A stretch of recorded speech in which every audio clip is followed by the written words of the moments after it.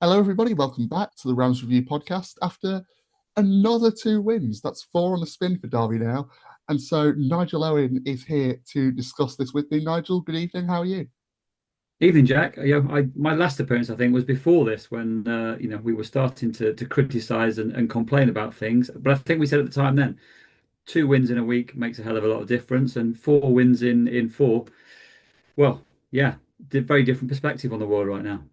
It is. I believe that makes Derby the form team in the championship at present, which That feels makes sense, and ludicrous. we know what a crazy division the championship is. And as we said then, win two, and we'd be looking up. Win two, and we definitely been looking down and over our shoulder. And yeah, people are getting excited, and we are now. I've not looked at exact fixtures for Saturday, but there must be a possibility that if we were to win on Saturday, we could briefly be in the top six. I think with the early fixtures. Yeah, with the early fixtures, you would think so. Tonight, as it stands, we're recording it just after 5 o'clock on Wednesday evening before the games tonight. Preston do play, so if they pick up a point, or yeah, if they pick up at least a point, then it'll be a 3 point gap to the playoffs, not a 2 point gap. But in theory, a decent goal difference swing or a win and Preston losing tonight would surely do it. I'm just unless unless Preston and Hull both then also win because they're also 12:30s on Saturday, which Yeah. probably scoffers us. But yeah, the fact we're having this conversation is some shift from what 2.5 weeks ago. We said it at the time, didn't we? This run of games between these international breaks was going to heavily define the trajectory of Derby's season, and it certainly has, hasn't it? But yeah, let's start by going back to Saturday in Bramall Lane and Derby's first win there in 14 years, Nigel. Yeah, and remarkably calm and collected way of doing it. I think that's been the way it's been in these last four games. Really, is we were commenting before that the side didn't look settled. We weren't starting games well. We didn't look confident at times or connected at times. And I think John Eustace himself might admit, to some extent, we were talking about the midfield balance. A little bit by accident, we've fallen on the midfield pairing of Ozo and Bobby Clark. One through the injury to Lewis Travis, and two through the suspension of Ebou Adams. But it really seems to be working for us now. It seems to be getting that connection. Bobby Clark has become, a tackling machine. We all thought he was fairly lightweight when he's played out wide. Now all of a sudden he's winning the balls as well as obviously having his talent he's got on it. David Ozo, we know what talent he's got, and the more he plays, the more he grows and the more he gives us. And it just seems that added to the return of, as many people are calling him now, the new Igor in Sondre Langas. Everything seems to be clicking together. Carlton Morris is finding the net again. I was amazed when I heard that fact that was his first ever career hat trick on Saturday, for a man who seems to find scoring goals or making goals, making scoring goals look so easy. Um, yeah, amazing for that. But long may it continue. Yeah, no, for someone like Carlton Morris to score as many goals as he is for Derby at the moment is obviously impressive. But I think the other thing that's impressed me is I wouldn't even say that that's necessarily always been the biggest part to his game in the way he's played for Derby. He brings so much more to the side, and I think we're seeing that. And maybe we saw it more in the games in between where he had that what 6 game barren patch. But yeah, it was, as you say, remarkably calm. It was another one of those situations where Derby took the lead, and do you know what? As soon as they did, you weren't really that worried. I think Chris Wilder must be waiting on a whetstone to sharpen his blades side, but really, you know, it's it's just such a turnaround. And as I say, imagine saying this 2 weeks ago when we were whinging, quite frankly, about Oxford. But yeah, no, there's some great early flashes from Derby, but it's the way that the goals came about, I think, as well. Um, Obviously, second one is a gift, but I think the first one, is just such a good routine and a word for Joe Ward as well, who we saw again last night, putting in some more good deliveries. He's been excellent. What were your thoughts on the goal and the proficiency of set pieces now? Absolutely. I think, you've probably got to take, like I say, last night's game and Saturday's game connected. Joe Ward's delivery from set pieces has been, over those two games, probably some of the best we've had over 180 minutes of football. Last night, obviously the one for the goal will get all the highlight reels, but the one for the corner before, which led to the corner for the goal, was equally good, caused chaos. Ben Brereton Diaz shot was deflected wide or blocked wide, that then won as the other corner. So yeah, every time Joe Ward's on the ball, we know we're going to be dangerous in the box. We've got some good headers of the ball in there, not just Carlton Morris, the likes of Clark, Langas, Sanderson. We've got some big fellas in there. We compete well in the box, and when the ball drops in there, the likes of Morris and Burton Diaz are on hand to poke it goalwards. So that's a definite threat that you want there. He's also got a reasonable long throw, given that's back in fashion as well. It's handy to have one of those. But yeah, for somebody who's been out so long and never really, in fairness to him, had a run of fitness since he's been at Derby.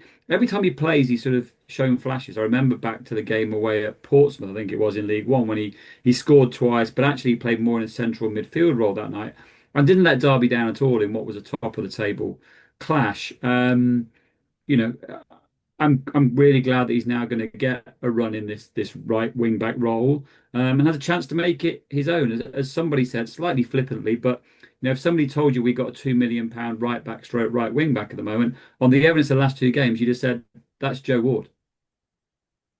Yeah, yeah, no, you absolutely would.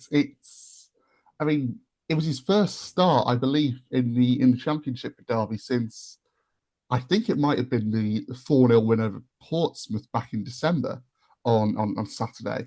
And he's just taken to it like a duck to water, hasn't he? It's a great setup, and it seems that we found a way to harness that killer delivery.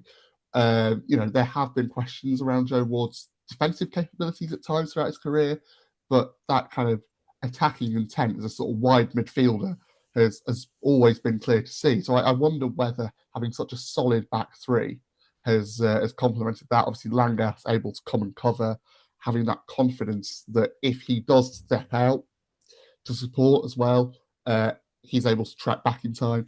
But yeah, no, I think Joe Ward has, as you say, made it his own. If Max Johnson were to come back next week, which isn't going to happen, we're thinking late December.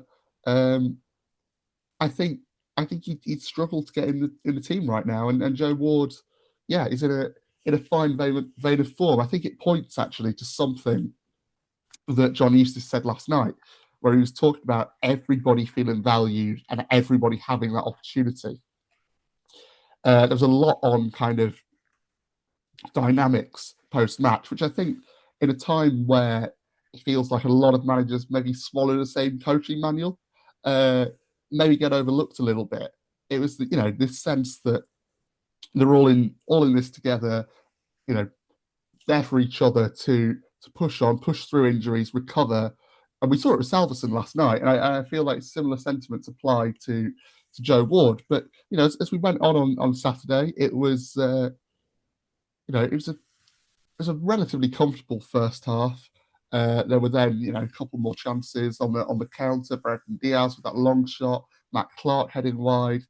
I mean, there's a great chance for Tyrese Campbell on the stroke of half time for Sheffield United, but he couldn't keep his head down. And instead, Carlton Morris bagged a second, which filled up our senses, really, didn't it? It was an It was absolute. great that song hadn't quite finished it sort of finished just as he entered the box to finish it. And look, it was a gift in terms of the pass.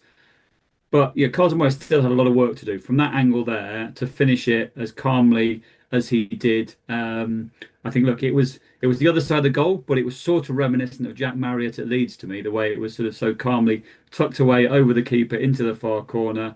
And I think that, any sort of nerves that you might have that away at Bramall Lane with, a decent, perhaps, quieter than normal Bramall Lane crowd, but still a decent crowd there. There's always a fear that they're going to come at you, and 1-0 is never quite enough. So to be able to immediately put them on the back foot, make it 2-0, and then carry on and make it three, that even when they got one back, you never really felt like they were going to get another and put us under pressure for the last 10, 15 minutes. So yeah, from front to back, a great all-round performance on Saturday. And we know winning becomes a habit and breeds confidence and takes you on to, again, a winner, which I think, the previous three, you looked at who we'd played there, and there was a feeling that, if we were going to have anything about us, they were games we needed to win. Last night's game to me was going to be going into it was going to be a real measure of where we were. Hull had been on a good run. They were on the table. Do we now have it to compete against sides at that end of the table, as opposed to those, in fairness, the ones we played in the previous games, middle to the bottom of the table? Yeah, no, I think that's absolutely fair, and I think it's also fair to say that after a scrappy start in very soggy conditions last night, Derby showed that they did. I mean, obviously, it's another great delivery from Ward for Morris's header. I think the flight path he set that ball on before Morris landed it in the back of the net was impressive, but it was also interesting that John Eustace would credit Matt Gardner post match. I think that's the first time we've heard specifically about set pieces in a little while. I guess he's air traffic control in this analogy, and he's certainly coordinating things well. But I think it was slightly ironic actually, because for all the talk of that goal being quite direct set piece, the threat for the long throws, there was some good little patterns of play, some good passing triangles and so on in that first half last night as well, wasn't there? It does feel like this 3-4-2-1 machine is becoming ever better oiled. Yeah, certainly. I know Ben Brereton Diaz is probably the one that at the moment of Derby players gets the stick when there is any stick handed out. But his back heel to Ozo was, you know, from a different level last night, and all it required was a bit more pace on the ball from Ozo, and Brereton Diaz would have been in at 0-0 with a one-on-one.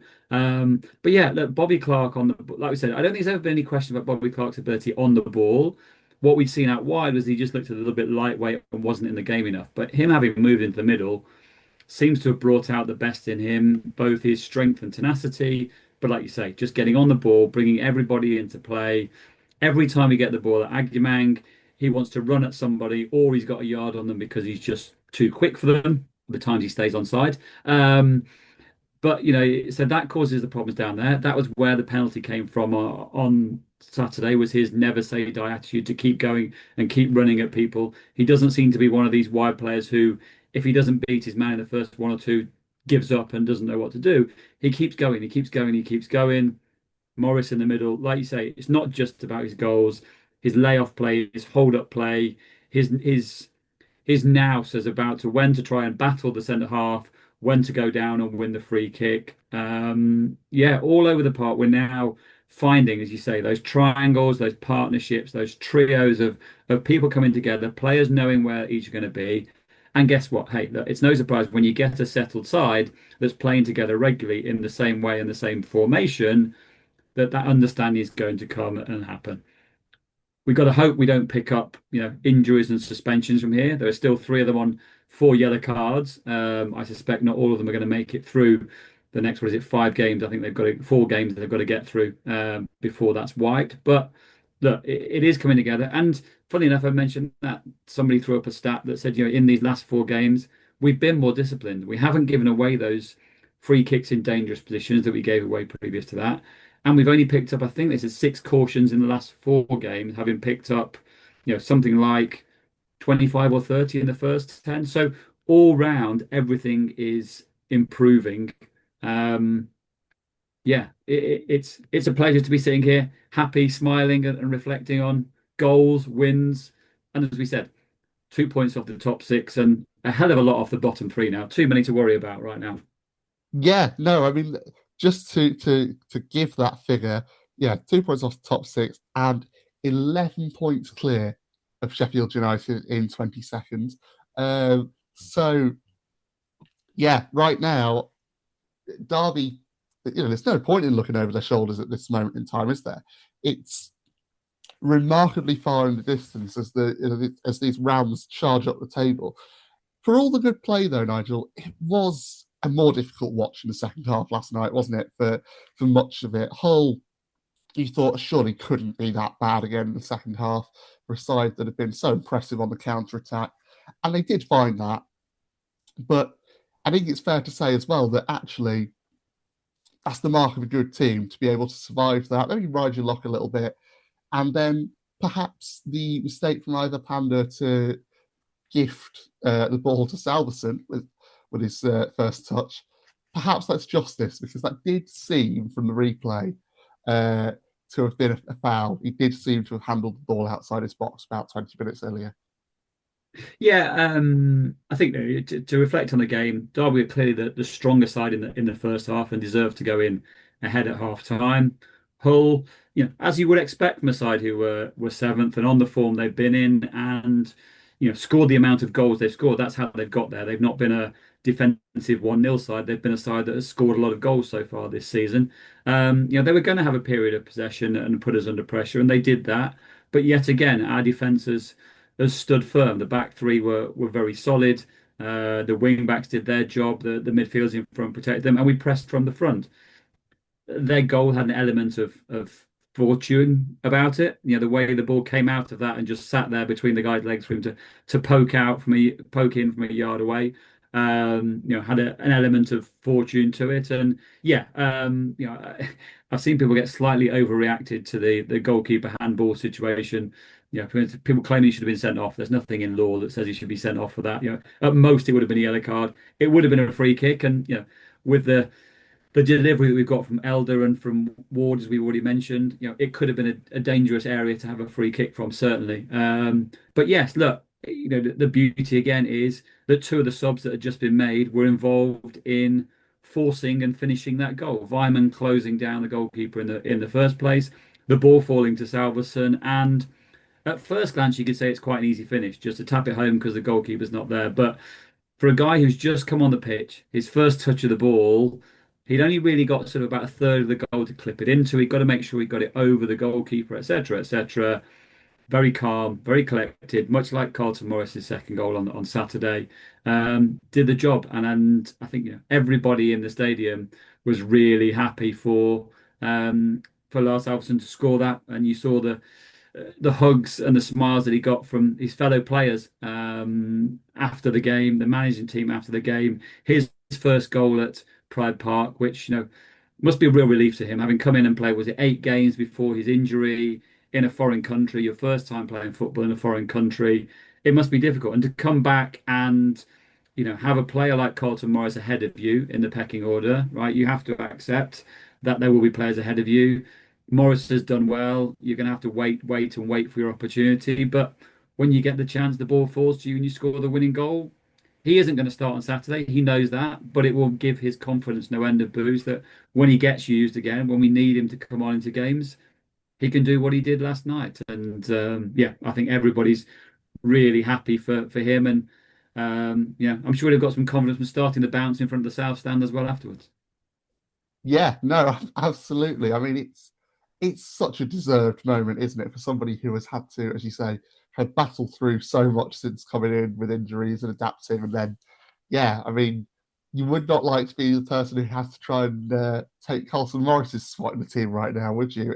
Well, it feels like it'd be a bit of an impossible job. So for him to take that opportunity after mucking in, pressing from the front in the closing stages of recent games as well, yeah, I think you just get the sense that absolutely everybody associated with Derby County, from the fans, the players, the coaches, to just other staff around the club, are probably all buzzing for Salvesen, who was described on Radio Derby as someone who had sort of been a number one supporter of his teammates in the recent run, and of Carlton Morris in his fine form as well, which again I think points to a good culture. I think what we've actually seen in these last few games is maybe a few things that John Eustace talked about that people maybe got a little bit tired of hearing when Derby were losing come to fruition a little bit, because Bobby Clark, I wonder whether some of that defensive capability and him not looking as lightweight comes from him having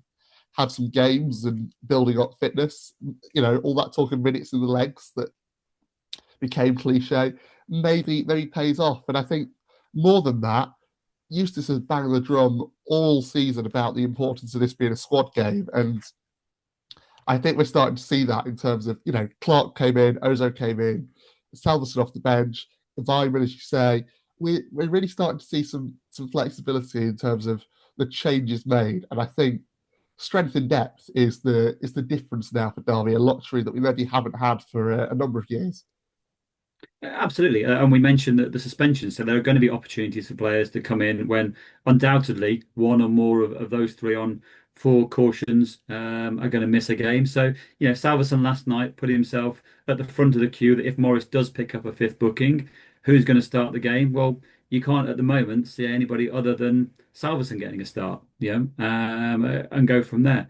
Ibu Adams is coming off the bench and finishing games for us at the moment because there isn't a spot in there, but he wants to be the one that if David Ozo, happens to pick up his fifth booking, that Ibu will be the one that comes back in. And yeah, be interesting to see if Sanderson can get through these few games or not. But if not, there'll be some competition there. You're less likely to change the back three unnecessarily. So we've not really seen Forsyth or Bart compete to throw their hat in there for that one. But yeah, like you say, it's a squad game now, and it feels like when we bring people off the bench, they can affect the game. It's not just because the first choice is tired or gassed out, to use another cliched phrase that we haven't heard for a while. They are now players in their own right who can bring something slightly different to the players they're replacing.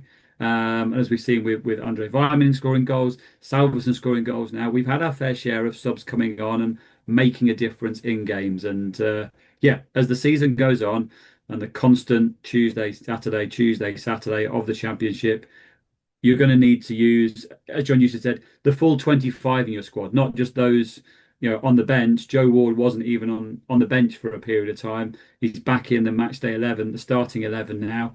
And he's proving that if you train right, you do the things the right way, that you can be ready and take that chance. And nobody's taking that shirt off him right now. Lars Salverson battling with Carlton Morris. It feels like it's a forlorn battle given Morris's thing, but they will push each other. Morris was just as happy for Salverson to score last night as Salverson has been for Morris to score. They'll push each other in training, and if that means that one wants to score goals more than the other, Derby County will be the only beneficiary from that. Yeah, no, 100%. And now we go into a game where I think this kind of strong team mentality may well be needed in what could be a interesting environment, let's just say, to be diplomatic, as John Eustace and his band of former Blackburn players return to Ewood Park for the first time. What do you expect from that one? Obviously, we've got preview coming up, but yeah, what are your thoughts ahead of Saturday? It's interesting, Nick, because it feels like it's going to be almost one of those things. It's a one-way rivalry almost. Derby are quite happy we've picked up the players and a manager and management team, but it doesn't feel like Derby fans have any animosity towards Blackburn at all. But there obviously will be from some Blackburn fans to Eustace in the way that he left, and I think there are some who fully accepting that there are issues off the pitch, which may have pushed Eustace and a few of the players away from Ewood Park. But look, come Saturday, serious villain or pantomime villain, Eustace will be front and centre. I think of their ire. I don't think the likes of Vyman and Bart will be, too fussed by it. Sanderson, no, I don't think so either. Owen Beck, I think unlikely to feature this week, too soon, maybe after the international break. So, yeah, the former Blackburn players, I don't think too much, but obviously there will be a focus on John Eustace from the media going into this game, going back. But I think one thing you can say of John Eustace, and in some ways it's a positive, in some ways it's a negative, but he's a fairly level-headed. He doesn't, as he always says, he doesn't get too high after the wins. He doesn't get too low after the lows. I think he will know what's coming on Saturday. He's been around the game. He was as a player. He is as a manager. It is what it is. Once the whistle blows and we're into 90 minutes, there'll be some noise. But you know what? If the noise is directed at him rather than the players, all the better. This Derby team has shown now we can go to places like Bramall Lane and get points. We can go toe to toe with the likes of Hull. And yeah, look, Blackburn have turned it around a little bit of late. They'd started worse than we had, but they have started to move up the table a little bit now with a few wins. I think it's three in a row they've got now. So they will have some confidence and positivity coming into it. And it's interesting actually that probably the one who might have got the most stick, Lewis Travis, won't be there. So perhaps take a little bit of sting out of it. But yeah, look, if we've got the option to be pushing up on towards level points with the top six, there shouldn't be a bigger incentive that Derby County players need, and I'm sure they won't need any more than that.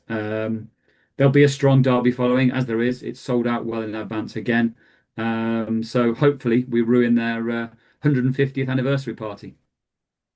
Yeah, I mean, we enjoyed the other anniversary party that we visited earlier in the season, didn't we? So let's hope for similar. I mean, I think I look at this Blackburn team and think, really, this run of form now was always going to come.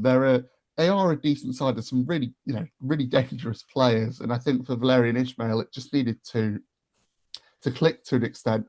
A bit like what we've seen with Derby. I think just some interesting things to watch out for with Blackburn. They are top of the tackle charts per match, third for interceptions per match. Uh, they complete the joint most accurate crosses per match as well. So I think we could see a fair few balls into the box.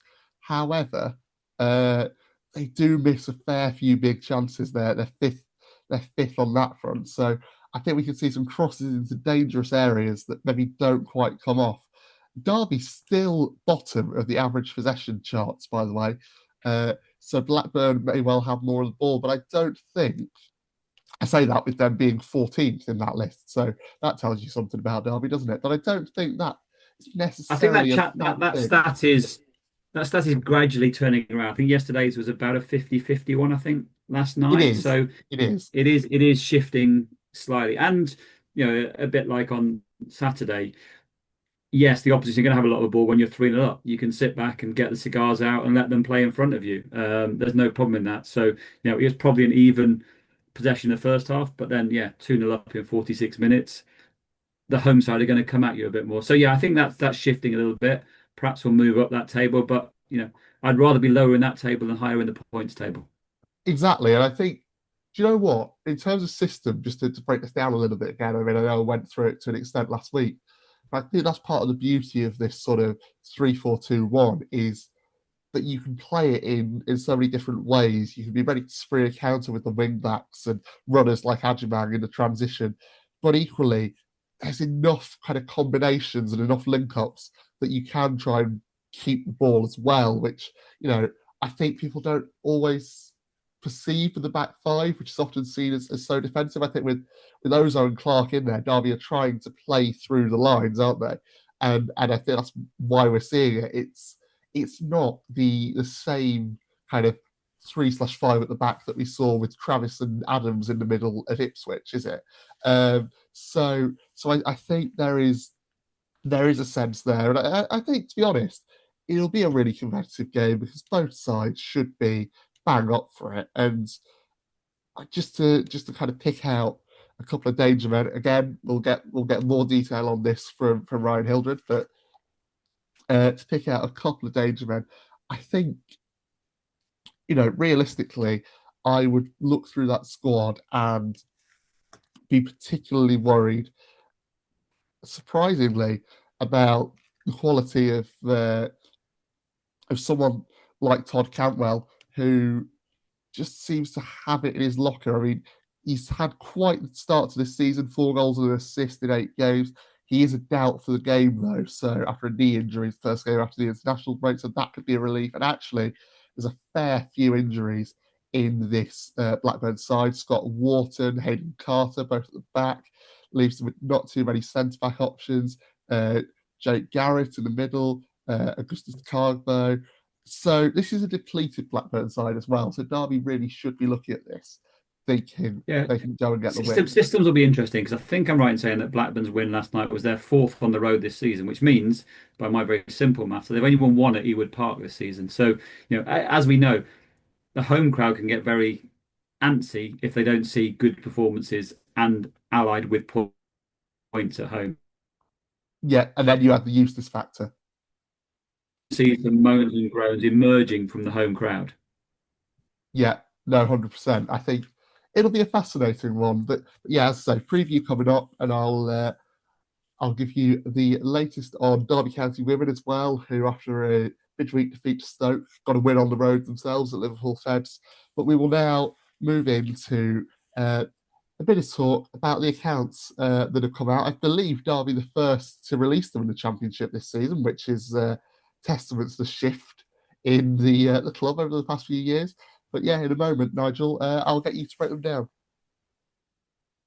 Yeah, I mean it's a relief that we are the first club to have them out there. We don't have to publish them until the end of January. That doesn't mean you have to wait until the 31st of January to publish them, but yeah, they're out there.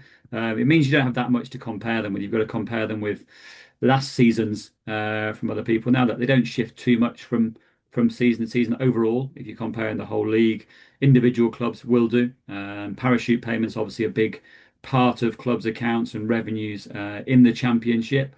And we all know as well that the broadcasting revenue had gone up a couple of million from the previous season to last season. Let's say this is all last season, don't forget.